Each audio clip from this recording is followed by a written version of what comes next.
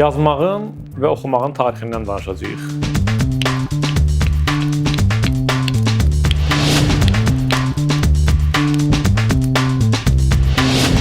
Bəzi alimlərin fikrincə məsafələri qısaltdığı üçün bəşəriyyətin ən böyük kəşfi təkərdir. Ötən aylarda baxdığım Dünya Tarixi adlı sənədli filmdə maraqlı bir fakta rast gəldim. Sən demə, bəşəriyyətin ən böyük kəşfi təkər deyilmiş. Təkər kəşf olunana qədər insanlar məsafələri qət etmək üçün piyada yol getməli idilər. Aclıq, susuzluq, iqlim dəyişikliyi onları əldən salırdı. Sağ qalanların sayı az olurdu. Ovçuluq, heyvandarlıq, əkinçilik inkişaf eləməyə başladıqca insanlar özləri də fərqində olmadan ən böyük kəşflərini elədilər. İynə. İynənin kəşfi təkərin kəşfi qədər, bəlkə də ondan da artıq dərəcədə sivilizasiyanı irəli atdı. Çünki artıq insanlar uzun məsafələri qət eləyərkən dəyişkən iqlimdən xilas olmaq üçün paltar tikməyi öyrənmişdilər. Francis Bacon kitablar haqqında belə yazırdı. Kitablar zamanın dalğalarına sinə gələrək öz qiymətli yükünü nəsillərdən nəsillərə ötürən fikir gəmiləridir. Baconvari desək, bu fikir gəmilərinin yaranması hansı qanuna uyğunluqdan yaranıb, hansı ehtiyacdan doğub, hansı Nuh tufanı qorxusu fikir gəmilərinin yaranmasına təkan verib.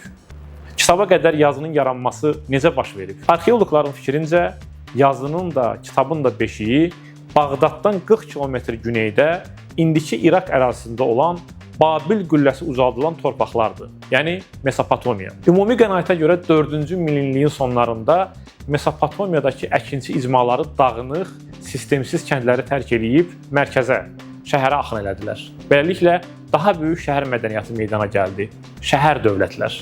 Şəhərləşmə ilə birgə mürəkkəb insan münasibətləri, ticarət sövdələşmələri yarandı ki, bunun nəticəsində də qayda-qanunları, ticari sövdələşmələri tənzimlənmək üçün yeni mexanizmlərə ehtiyac yarandı. Bu ehtiyacdan yazı yarandı. Bu gün nə qədər qəribə səslənsə də, əslində yazı ticarət maraqlarına görə icad edilib. Get-gedə hansı ailəyə neçə heyvan düşür tipli sualların cavabında mübahisələr olurdu, yaddaş problemi yaranırdı. İlk yazı belə yarandı. Öküz şəkli öküzün yerinə keçdi. Şəklin sayı öküzün də sayı demək idi. Bu, indiki dildə desək, bir növ müqavilə idi, öhdəlik idi. İlk yazılı gil tabletin yaradıcısı bu tabletlərin insan yaddaşından daha praktik olduğunu başa düşmüşdü. Tabletlərdə sonsuz sayda informasiya saxlamaq olar, insanın yaddaşı isə güvənilməzdir. Bir də ki, gil tabletlər informasiyanı təqdim etmək üçün təzədən əlavə insana, yaddaş sahibinə ehtiyacı aradan çıxarırdı. Mesajı göndərən orada olmasa da əldə oluna bilirdi.